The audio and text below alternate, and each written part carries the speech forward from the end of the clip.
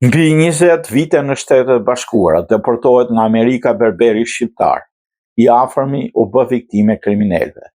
Për gati 2 dekada besnik apo Nik Shëmbitrasi ndërtoi jetën e tij në Shtetet Bashkuara, i punoi si berber në zonën e Chicagos ku martua me një shtetase amerikane, krijoi familje dhe rriti një vajzë. Në maj të vitit 2026 ai u arrestua nga Zyra Amerikane e Migracionit dhe Doganave pranë banesës së tij në Illinois dhe më pas u deportua në Shqipëri duke i dhënë fund jetës së tij 20 vjeçare në SBA.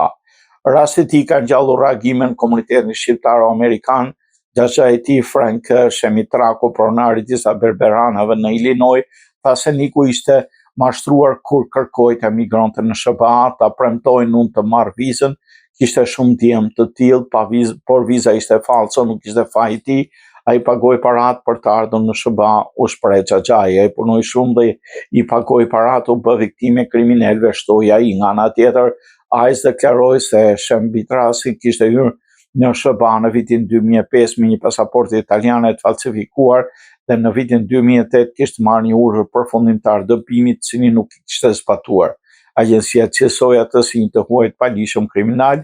Historia mori jehon edhe më pas pasi shkrimtari amerikan Bill Warder publikoi një ese kushtuar berberit shqiptar, të cilit i kishte prerë flokët për 7 vjet.